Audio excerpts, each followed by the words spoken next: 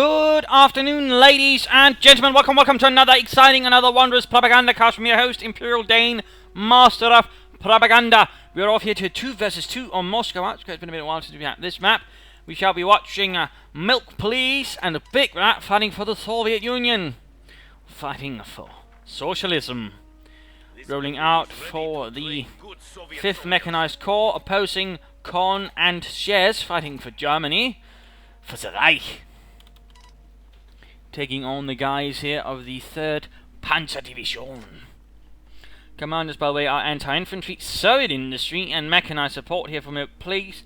Bigrat with shock motor, mechanized support, and shot rifle.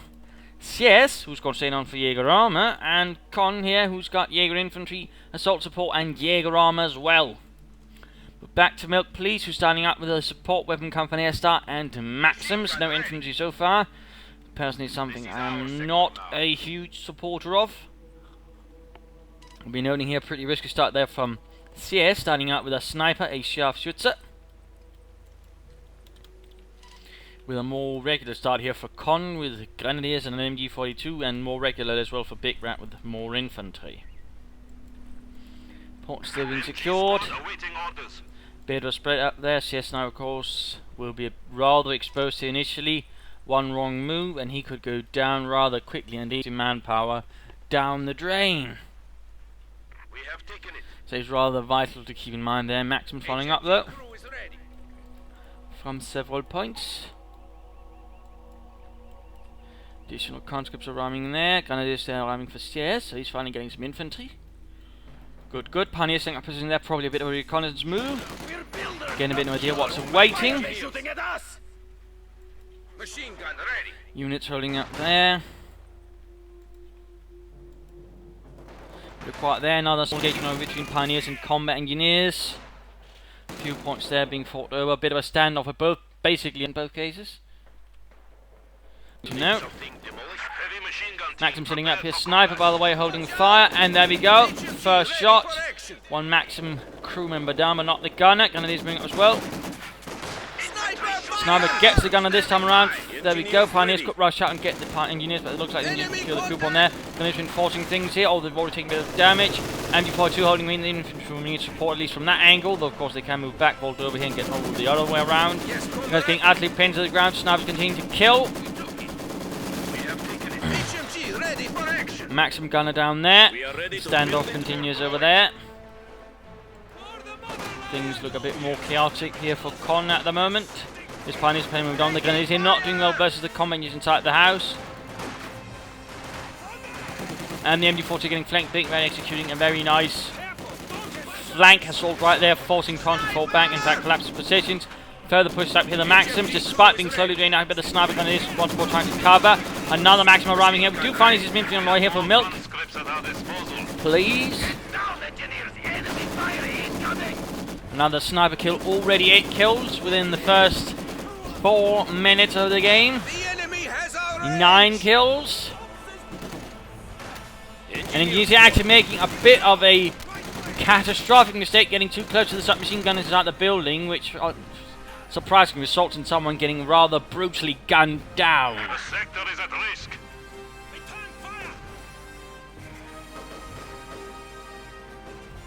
Ciez, though, otherwise struggling a bit, though at the same time draining his opponent.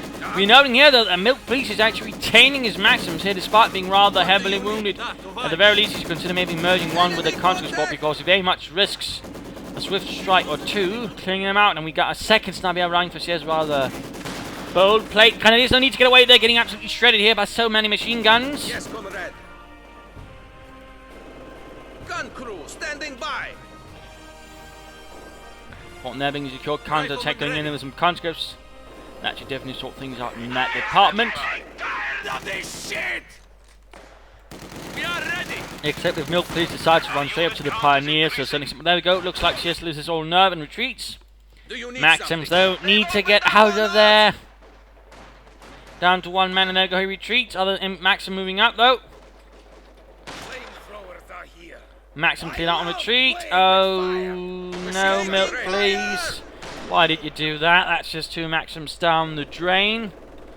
And 2 Maxim machine guns to the German army. Mortar up out of a con, a bit of a clustered up position. Looks like Bigrat here is going to have to fall back in the face of fascist onslaughts. Wrong button. Blow to Bigrat here, who has by the way secured the fuel, and he's also mined down here a bit. Quick Molotov there. Oh, the Russians themselves catch on fire. I told you, Yuri, it's not that kind of cocktail. Don't try to drink it. Ciez has already got one Maxim. We do note that here the Mixus actually managed to recapture one of his Maxims. That's good. This Maxim though needs to get away before he gets shattered to pieces here by Mixus, who's pulled up a field gun and he's already initiating a bombardment for the glory of Comrade Stalin. More units are here. Things looking a bit grim here on the right flank. Already the Granatenwerfer has caused some rather unfortunate casualties on his own side.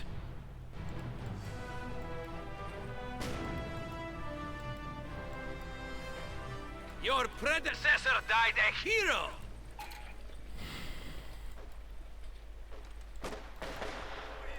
Conscripts moving up, snipers here tearing away at the Russians.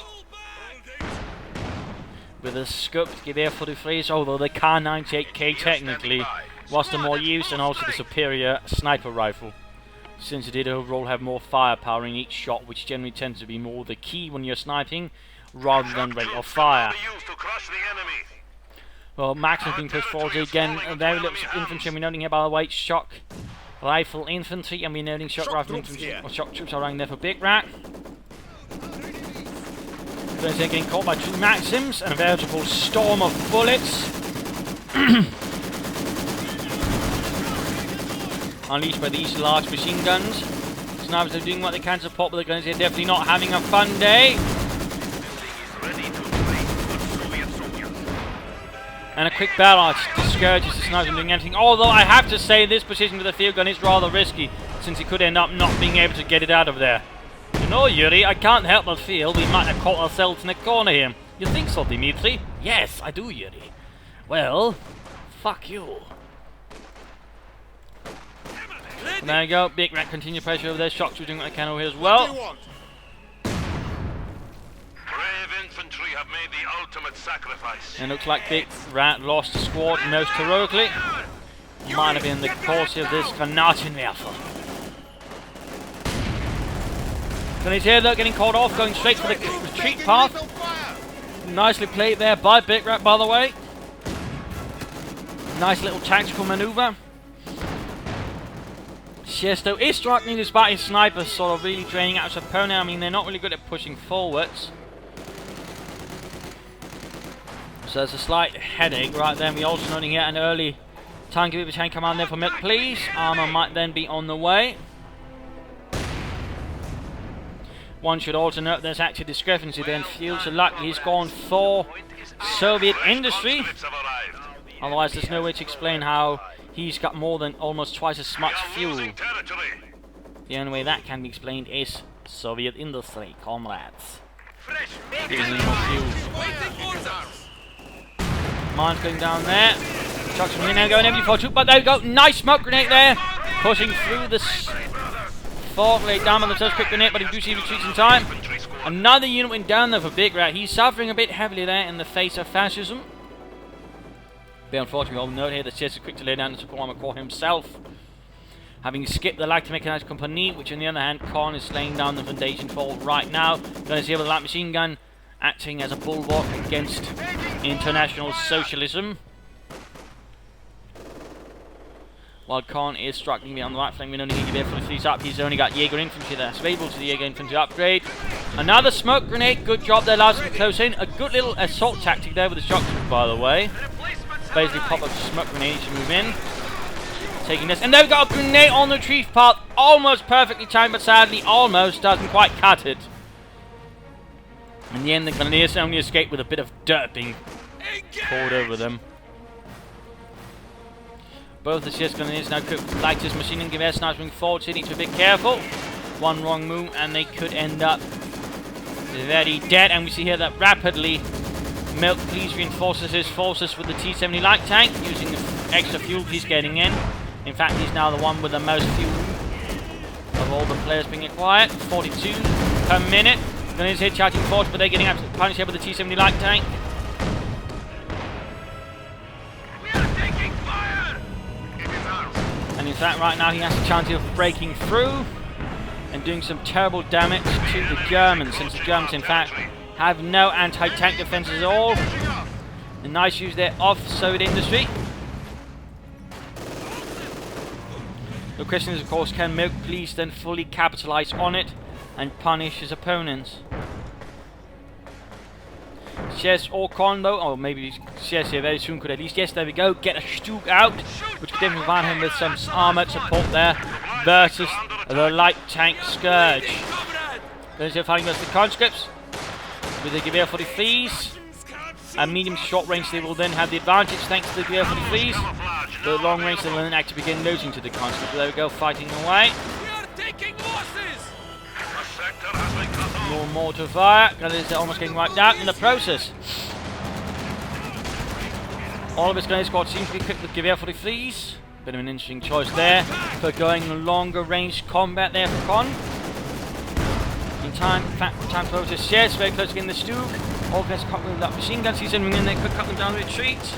No air heartbreak yet for the half track. Well, there we go, there we go. Milk Police doubling in down on anti-infantry prowess. And there we go, a heavy loss there for Germany. But now the Sturmgeschütz has arrived on the field. And of course, he could consider upgrading it with spotting scopes once there.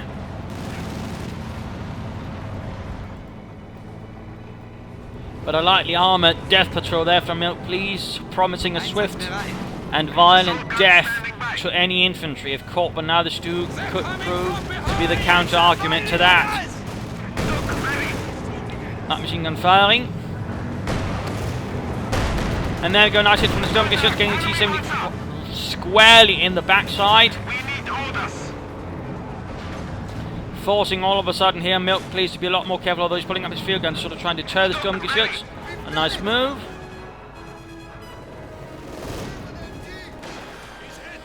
Skirmishing going on the right flank. Shock trooping force gunners here not looking too good. They probably won't be able to hold it back. In fact, they're so low on health. The shock troopers could wipe them out. Damn close right there. Pioneers also need to consider a different place to be, and a lot of corpses around one small spot there. Focusing repairs. So the T-70, and there we go, Veterans 1 allowing for spotting there. Or tracking, there we go, tracking. Max is moving forward into the Maxims and sniper fire. Bit of a silly tactic right there, I must say, from Milk Police, exposing up his troops there to unnecessary and unwarranted fire. Part of those quick to fire support field gun also moving. A quick barrel here could prove it. Yes, there we go. He might try and catch the snipers. That was close. That was indeed close, but at the same time allows us to move forwards and bombard. Then again, need to be careful of that at the same time, since it would quickly stop and just fire away. No sign of fighting scopes there being utilised by Ciez though. Which is a bit odd, since Stugs and spotting scopes go together like Germans and jackboots. Anyways, then it's in a bit of trouble. Pioneers actually, the season of course, Max covering the flank there. Mines up there, means Milk Police certainly laid down some good mines. The Germans overall, or the Soviets overall have. And we're noting here that Bigrat is forcing back Con overall.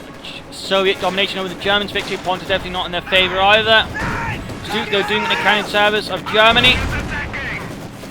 They're so far not having much luck killing. Though again, spotting scopes would allow a bit more firepower. There we go. One Maximum gunner down, but they're forced back. Another Maximum gunner down to the might of the Sturmgeschütz. 3. Ausführung G. Meaning Model G, though technically, even then there were basically variations on the Model G as the war progressed. Which actually would make an overall large difference. For example, a machine gun on top, which actually was remotely controlled. T-70 pumps down, go. Target weak point available. T-70 on the rampage, moving forward. To be careful if we could see something right and clear it out from the rear. I mean, the T-70 right now could rush in and do so with a field gun. Rather close there, rather close. Also noting telemines, by the way. And there we go. Oh, that was close. Had they been a bit close to each other, Stu could have been taken down by the half track in the end, though the half track did go down to the telemine, leaving a large fireball in its wake. second storm gets on the way for Ciez. This one is going to need some repairs rather rapidly. And popping over to CoH2, who's noticeably more lacking in the armor department. There we go, Panzerkampfwagen on the way. 200 points remaining. Noting by the way, both SO players had gone for the Tank Battalion command. We are forced to be reckoned with. Quick round grenade here and max him down in the name of Germany. Milk Police though does feel hammered by lack of infantry, and we're noting here rather forward repair station from Milk Police, allowing him to focus more on repairs, well, without actually having to focus mentally on it. Not a bad idea though. I can't help but feel it could have been a bit further back. I mean, it's going to be reasonably easy to hit from the front lines.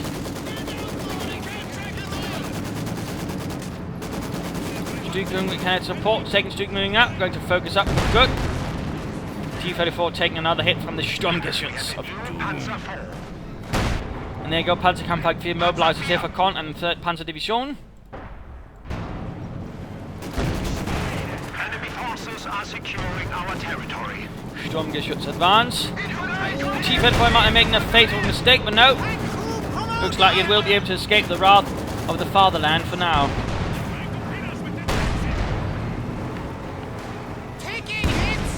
And of course, repair engineers will quickly be able to put that together.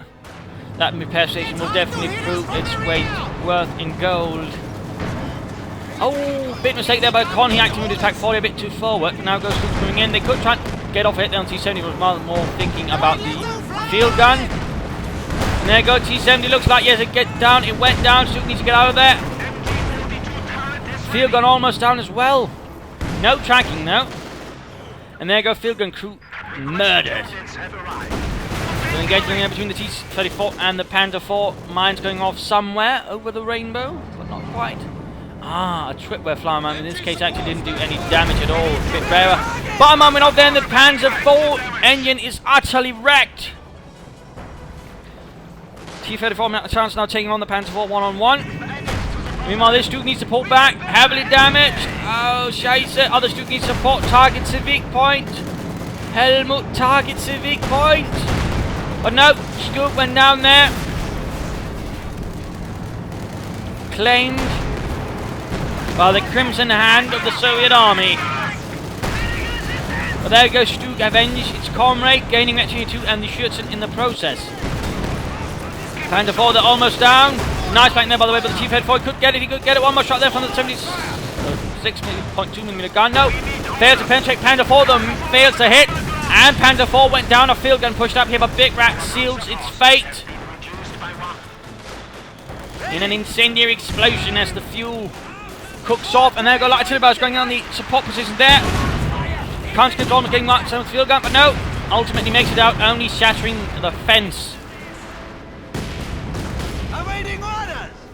And we got a cotton engineer squad caught behind enemy lines. Bit of a tricky situation there. Sturmgeschütz receiving a vital and most needed repairs. And looks like here that Milk Police might be aiming for KV2s already, saving up a lot of fuel and also manpower. And of course, for certain industry, manpower is a lot harder to save up. Another court mine, by the way, from Milk Police. And noting here that Bigrat is actually floating a mountain of munitions. Light artillery barrage ready to launch. And might want to consider doing something about that. We have new units. Grenadiers, reinforce! We are ready for action. Sturmgeschütz moving forward here, going over to support the side of CoH here. But at the same time, looks like the German Soviets are then sweeping towards the west, which will then be lacking in Sturmgeschütz support, which is a bit unfortunate for Ciez Soldaten.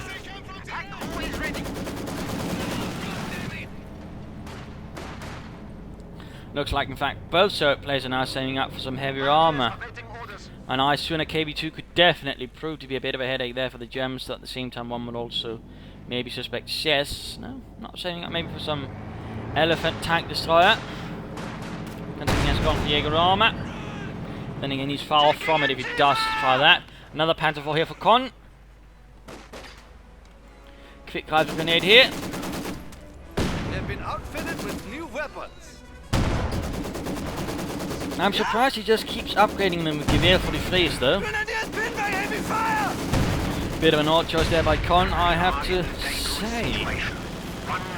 But back to milk, please, and time for the mid-game analysis. Current situation is looking rather bleak in some regards to so. I mean, they got most of the map, the Germans here, but victory points are not looking in their favour. They've got less than 100. Their opponent has a little under 500.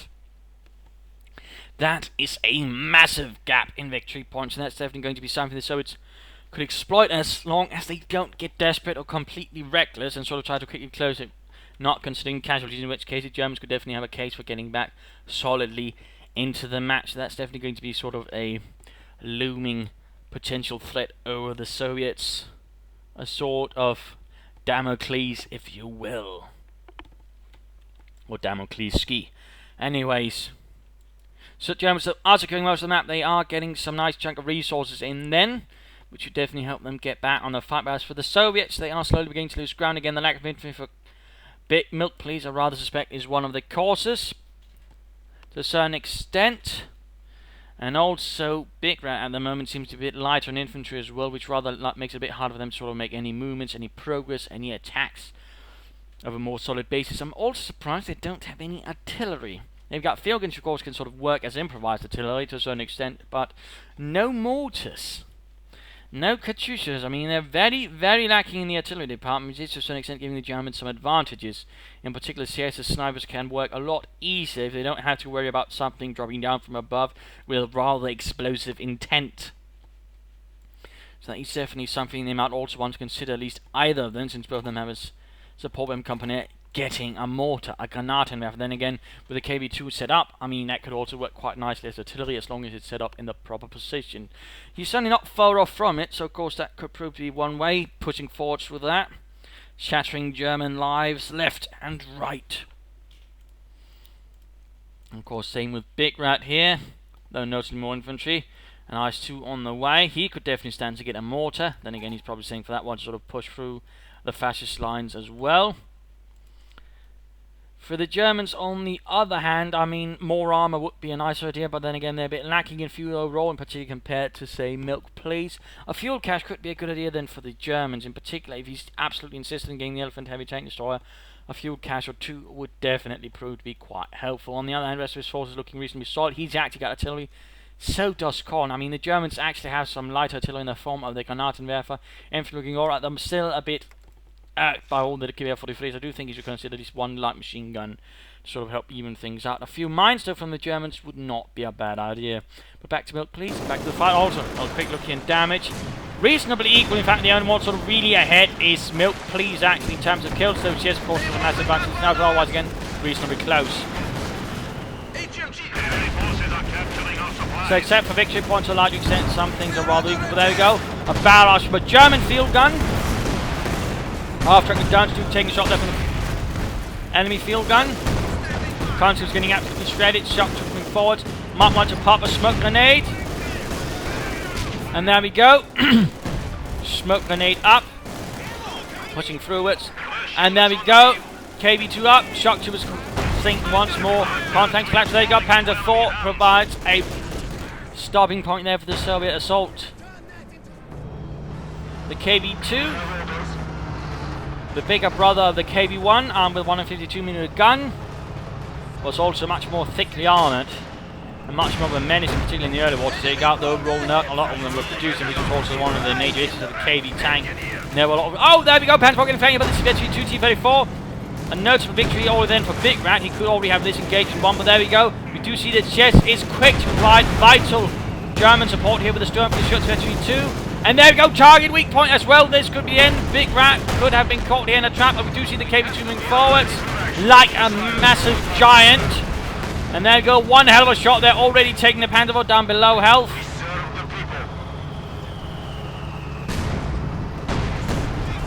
And an IS-2 also making its appearance known. So now the Soviets have added in some much more heavy armour, which definitely give the Germans a bit cause for pause. Also left side, and then we go actually a fuel catch up. Good, good. Nice job there, Ciez. Gutes Arbeit, Leute. And there guys 2 pouring forwards. KB2 working and setting up for barrage fire, and there we go. Close to getting the snipers there, very close. IS-2 should focus down, I think, the field gun first. That has the higher chance of actually penetrating the IS-2's armor. Stug is sort of next. But there we go, KB2 sorts that out with a nice placed high explosive shell. And Rex's gun almost gets the bunkers, what the Ciez leaked down to, otherwise got the victory point. His efforts wasted. Contact with the enemy! Orders! Gonna do this thing over towards the right flank. And bunker down. Yes. And right now is a chance to sort of move it up a bit further, to sort of get more out of it. Shouldn't be a bit careful about giving his opponents too much time there to sort of build up a counter tactic for the KB2. We see here they strike back. Oh, Incendio actually going down that. Likely then some munitions actually being expended here by Bigrat. And some poor sorts caught on fire. But again, going for the victory points, very much focused on those victory points. The more they can deny them, of course, to their opponents, the better. And certainly most of the fighting will certainly happen around here for a bit of a while there. T-34 being rushed in, desperately there to regain that. Gunners actually move forward, a bit of a mistake there by Con. T-34 could wipe them out. Stu striking back, and there we go. Veteran T3, high mobility, higher rate of fire. That's definitely going to be a massive threat then to the Russians. And it's going to be a perfect killing machine. The enemy has 75 points remaining. Gunners here forced to retreat right past everything the Russians have. Panzer IV also moving in. Heavy armor support.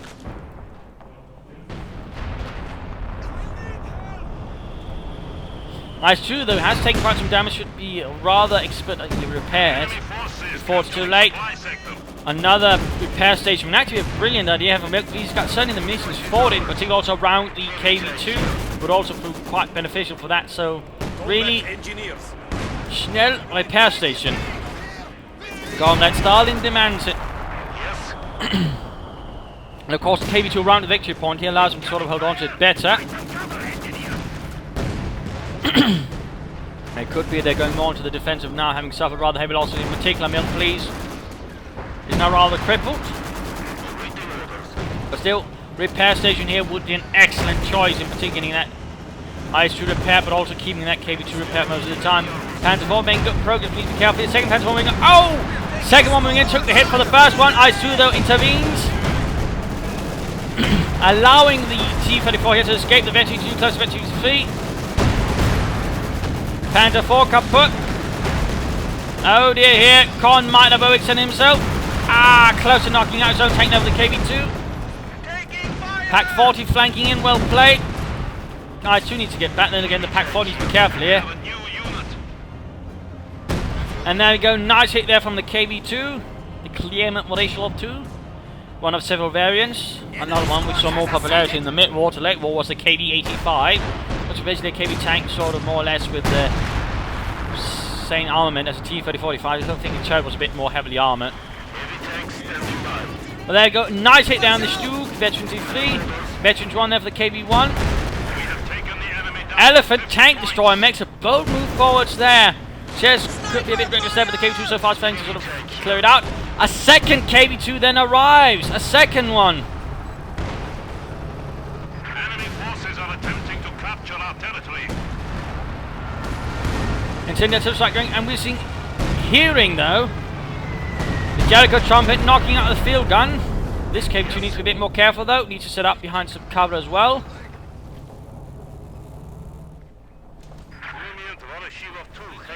But Elephant and a Stug. Short getting off the net before retreating in the face of Khan's counter-attack. Mine went off, almost wiping the grenade squad there. KV here taking heavy damage from the Elephant tank, so I need to get out of there. Become mobile. Oh dear, what are you doing, Milk Please? What are you doing? Heavy damage there though to the Elephant, but still, Elephant is doing heavy damage to the KV2, so they should definitely not try to engage it head on. They do not possess that adequate firepower. There's water flanking. Needs to get it away. Veteran G2. No. 9 yet. And there you go. A Veteran G2. KV2 was lost. I mean, had he had a repair station, probably could even have lasted a bit longer as well. Can't help but feel that was a bit of a mistake there by Milk Please. I failed to get in the second one or even the third one. In fact, having 2 around here would have been a great idea. That could have kept it constantly repaired and so it made it a lot harder to dislodge around that position. So why he didn't actually do that is a bit of a good question, though he might not have thought of it. But that was an excellent target there for the Elephant Tank Destroyer, and that definitely gave the Germans the upper hand once more. And there you go, IS-2 taking heavy damage here, the Special 3 Stu and the Elephant there proving to be an outside combination. And there we go, the IS-2's down as well.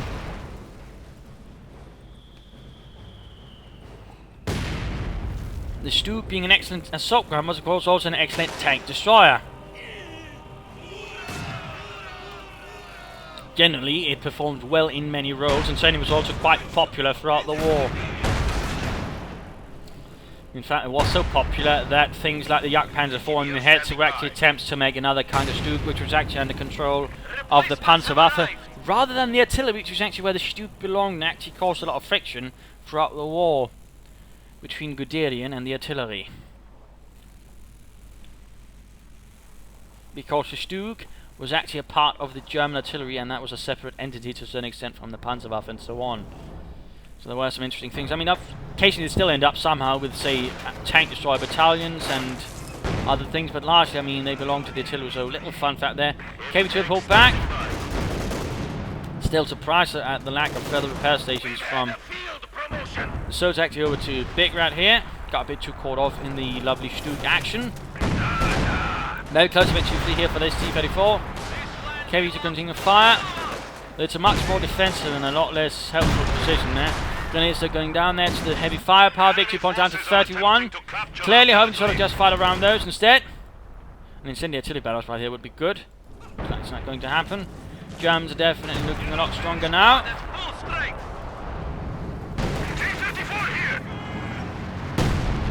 Panther IV took a nice hit there.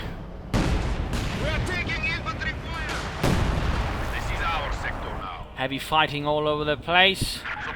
Elephant tanks are actually being coached forwards. Coached. And there you go. Veteran 2 here for the Elephant Tank Destroyer. And there we go. Target weak point. Excellent. Excellent. That definitely gives the KV-2 less chance of getting out of there. Oh, it looks like it's actually sort of set up for moving out. Good. Good. But too late there. The Elephant Tank Destroyer scores another kill for Germany, for the Reich, with its high velocity 88mm gun.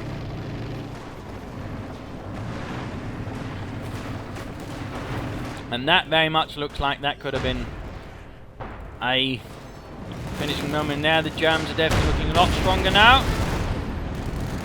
The Soviets having overall a lot less on the field now compared to earlier. The heavy support weapons and repair stations and such rather proving to be a bit detrimental to Milkplate's forces. In fact, he's down to very little now. And now the pressure is mostly upon Bigrat's shoulders. Bunkers being knocked down, infantry sort of holding up positions. Bunkers everywhere. Stug with 30 kills.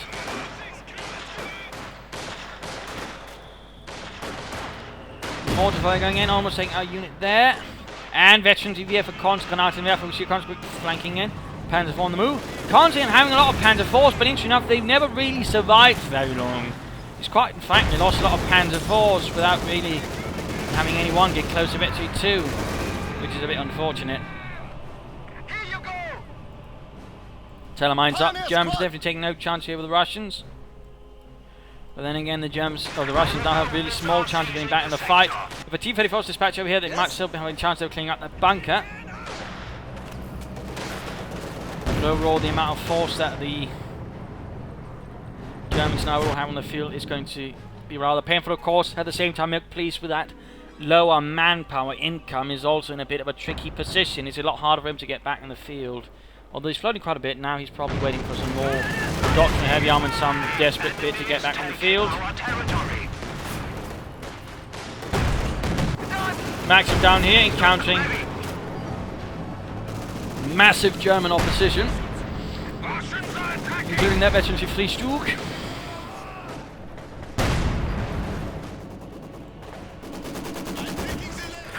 I mean, this is largely looking like GG, another T-34 arriving. Victory point string down.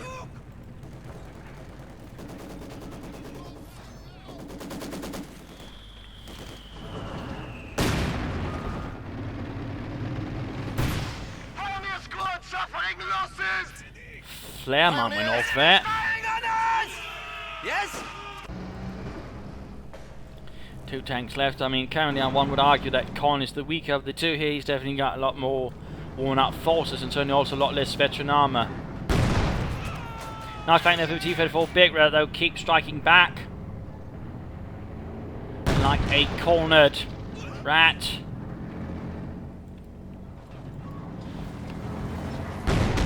And there go Pack 40 down, denying the Germans a bit of an anti-tank as there. T-34 quickly dodges 2 shots there in quick succession from Con's Panzerwaffe. Another Pack 40 though is set up and quickly pours in several shots into the side of T-34, causing quite heavy and catastrophic damage to T-34. Points rapidly draining out.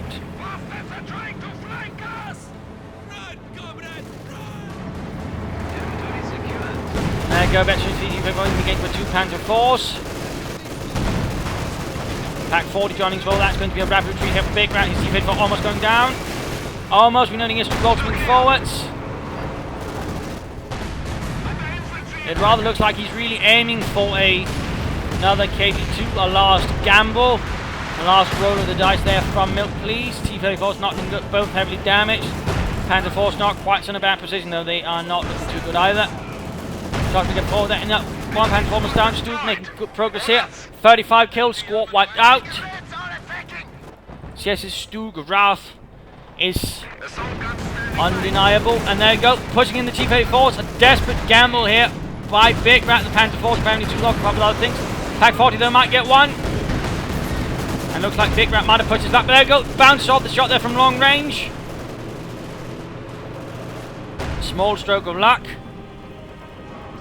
but looks like Ciez finally holds upgrade with a spotting scope. About bloody time there. Moving forwards here, spotting out, and there we go. Veteran T-34 went down.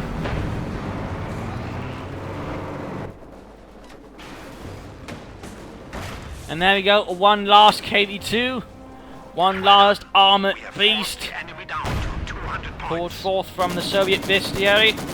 Making a push here for the last one. KV2 is likely going to sort of emphasize that. The enemy is attempting to steal our... We have a forward structure under attack. The desperation is definitely palpable there from the Russians now. Can they do it? Can they push through? Can they gain victory? No! Telemine went off! Damaging the engine, ensuring he can't get forwards in time. But can he get the bunker there? Setting up, setting up. Maxim cleared out. Elephant and Stug moving forward. Stug rolling forward, sleeping. And there we go. The KV2 went down. The last hope. A light artillery barrage went down as well.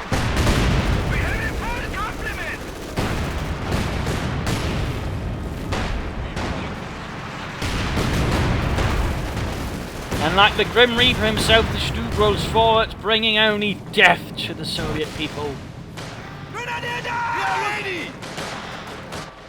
And with that, it looks like one last gamble has failed.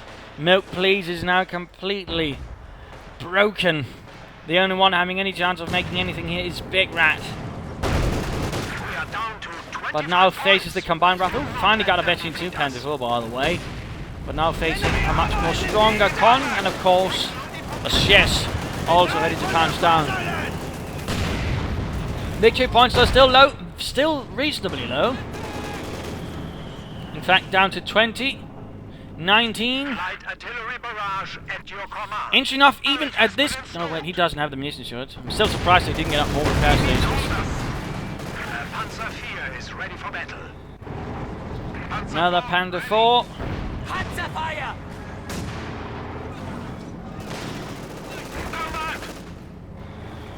Desperation sets in all across. Panther 4 took a bit of a hit and hit everyone field by knocking out the gunner on top. But there you go, 1 victory point secured. The Russians still seem determined of somehow reclaiming victory. To somehow avoid ending up in a gulag somewhere in the farthest reaches of Siberia. Enemy Panzer! Standing by!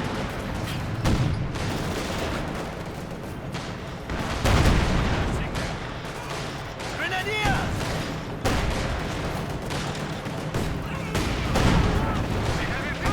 Heavy fighting, Stuken's he actually takes a hit there. But does that include a The real weakness of a Soviet industry is pretty much it's very difficult to come back from. You lose too much troops and that's too many manpower intensive units.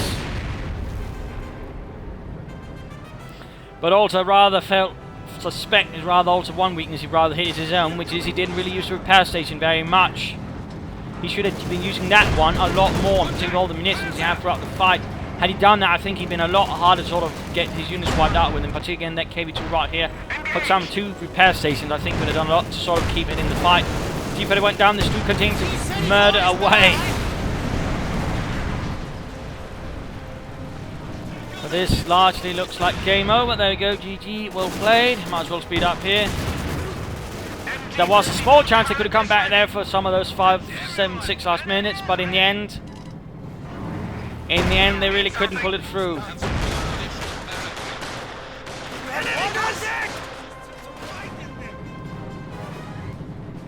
And there we go, game over. A brutal 2 versus 2 onslaught. The Germans certainly looking a bit struggling there in the early game, but managed to come back in part thanks to the power of the Stug. But also I think part to some Soviet mistakes, not German, but Soviet. Again, I rather feel like that Milk Police could have done a lot more of the repair station, particularly around here again, the KV2 here. He was also too slow in pulling back in the face of the KV, or the Elephant tanks, or at least doing something a bit more aggressive and somehow trying to clear it out. I think was definitely one clear mistake. And certainly had more repair stations. He could also kept his teammates' arm up faster out in the field as well. So I mean, I'm really surprised he didn't use the repair stations at all, and well, except for this one, which is like field was still too close to the enemy. Also, lack of mines as the game progressed was also a problem. Again, they floated tons of munitions, but really did nothing to sort of further slow down the Soviet-German advances. Some slightly questionable armor tactics here and there as well. So definitely think in those departments they could have done better, and certainly might have been able to use their commanders a bit more. Also a bit surprised maybe not a KV8 to sort of quickly raise down some infantry and raise some hell. So those were some things going to be done better. And they might also consider at least one of them going for mechanized armor company and maybe adding some tank destroyers over there, and had they had that, they might have sort of slightly stronger, at least versus Con here, who lost a lot of panzer force. He was a bit reckless with those, and only in the end did he actually manage to sort of get a Vetchny 2-1, so in that department he might want to sort of work a bit harder. Also, again, I really think one of the demises there was, again, Milk Police simply not having enough infantry, relying too heavily on Maxims, thus also ensuring he couldn't push forwards as quickly or as rapidly or take advantage of situations fully. So those were some thoughts there as well. But I hope you enjoyed this spectacular 2 versus 2, this clash of RTN giants. If you did, feel free to subscribe, tell your friends, share it with everyone. The more that knows of the Propagandacast, the better. And if not, send in a replay on. If you do, provide a link to where on the lead board, some details, like for example, who's actually playing and who you are amongst them. Or, just provide some feedback in the comments. That's always appreciated. Also, feel free to follow me on Facebook or Twitter. Links are in the description. Anyways, this is Imperial Dane saying cheers and wishing you all a good